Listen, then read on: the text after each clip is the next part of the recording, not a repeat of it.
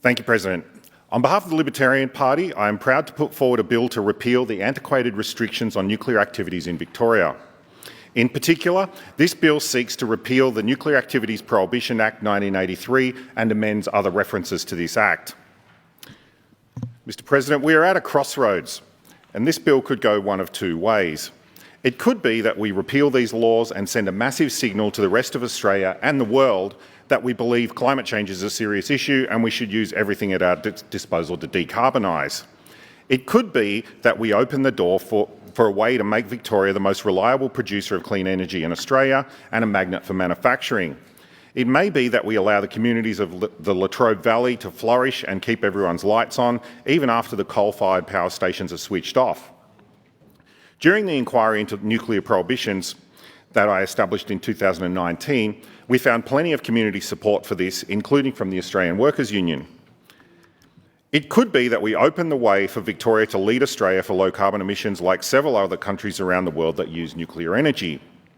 It could be that by repealing these laws, we allow ourselves to take a piece of the $300 billion AUKUS submarine deals, and our universities can start to train the hundreds of engineers and physicists Australia will need for this project. And it could be that Victoria becomes a major hub for mineral sands mining and processing, so we can produce the rare earths that we need for magnets in wind turbines and glass we need for durable solar panels. But of course, it could go the other way. If you think that the attitudes that existed at the time BMX Bandits was released are still relevant, then you may vote to keep the prohibitions. You can hope that Victoria can decarbonise using weather-dependent technology, even though scientists expect weather to become more extreme. You can also hope that Victoria achieves its aim of producing 95% of its energy through weather-dependent technology by 2035 without one of the few proven methods of decarbonisation. I'm prepared to bet that Victoria will not achieve this by 2035 and it won't even be close. And I invite people in 2035 to watch this speech, even if they're doing it by candlelight with a 5% charge on their phone, and see if I'm wrong. But here is how I know. Firstly, no country has successfully achieved these kinds of targets without a lot of help from either hydro or nuclear technology. Secondly, the government seems to be in denial about the actual costs of building the infrastructure, both financially and environmentally. I can see a time in the near future when environmentalists and traditional owners see the plans and make it extremely difficult.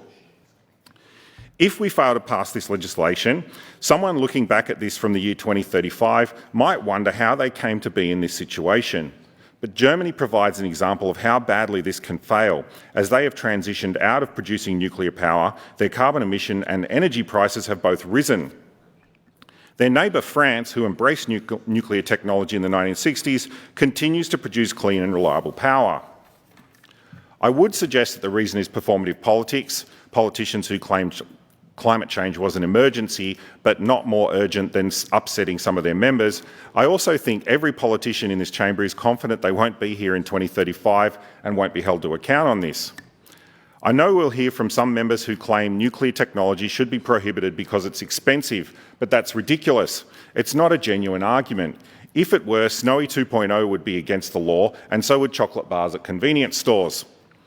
And if those who oppose nuclear technology are truly worried about money, then they would immediately end the prohibition of activities that would allow Victorians to win contracts for the AUKUS deal. As possibly the only person in this chamber who's studied physics at university, I'm happy to say that I think nuclear power is amazing. It creates enormous amounts of energy with very little waste. In fact, it's the only energy source where the waste is completely contained. Nuclear power plants are safe, clean and quiet. And I think the best time to build a nuclear power plant was 20 years ago, but the second best time is today. But as a fan of free markets, I'm not here to suggest taxpayer funds should be spent on nuclear technology either. Repealing the nuclear prohibitions will cost us absolutely nothing. Keeping them could cost us billions. There is no excuse for anyone who believes in science or thinks climate change is an important issue to oppose the legislation before you today. I believe repealing the nuclear prohibitions would create a fantastic message to the rest of Australia and be a big shot in the arm for the scientists and manufacturing industries of Victoria. We can be bold. We can demonstrate to Australia and to the world that we are not afraid to embrace innovation, and we can step firmly into the 21st century. On behalf of the Libertarian Party, I commend this bill to the House.